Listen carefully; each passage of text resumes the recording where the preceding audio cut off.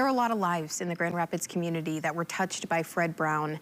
The 79-year-old passed away on February 16th. Brown was a basketball star at Ottawa Hills High School, but his lifelong passion was mentoring youth. After working at Job Corps and returning to work for Ottawa Hills, he combined that passion with his love of basketball and founded Mr. B's basketball camp. We sat down with Fred's son and his lifelong friend about the legacy he leaves behind. Freddie and I have been friends ever since we were in grade school.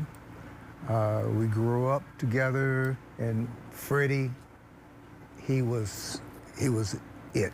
He was a extremely good ball player, and he was the best of the best as far as high school ball players. Well, Fred is my dad. If you want to talk about what makes me proud of him, you know, what I would say is, way to go, baby. He just got people. When basketball was done, his love was people. And so he went to work at Job Corps. I mean, you remember those hours, Jimmy. He was working 14, 16-hour days. It was not uncommon. And but it was all just prep to get him back to Ottawa Hills High School, where he returned home as a security guard. And he just loved that job because he loved the kids. So that passion for basketball, I think a lot of people might recognize the name Mr. B's. Tell me a little bit about that and that legacy as well. Mr. B, it started out as a kind of a basketball camp and stuff, and then he came up with the idea to put in their reading and math. Alternate, amuse, analyze.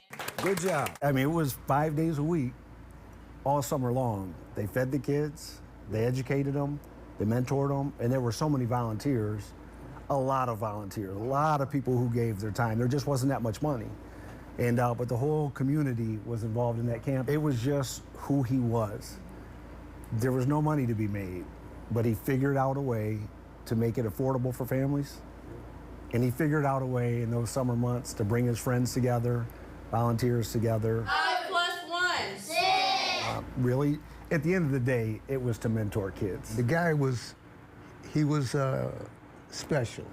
He really was. And I like I said, I'm a little biased because he was my friend as well, but the guy was unique, you know. That was a dark night. It was trying times. We talked to Fred about 8 years ago. I want to say it was for the 50th anniversary of the riots. What can you tell us about, you know, I think he obviously was a big influence in youth's lives. How did that kind of get him pulled into that situation? It was actually the leaders in the community that asked him to go down to get everything under control. He got shot by a state trooper, and he's trying to help them. But that's how highly they thought of him, that they were like, Fred, we need you to go down there. Because people listen to him. What do you want people to remember most about Fred? He was not just a basketball player. He was a man first. He loved his family. He loved the community. He loved children. He impacted a lot of people's lives. And, you know, I think he knew that, but I don't know that he fully did because he was just being himself. But he was just good to everybody. There's a lot of us that are going to miss him. A visitation for Fred Brown will be held this Thursday from 3 to 7 at Brown's Funeral Chapel on Jefferson Avenue. That's in Grand Rapids.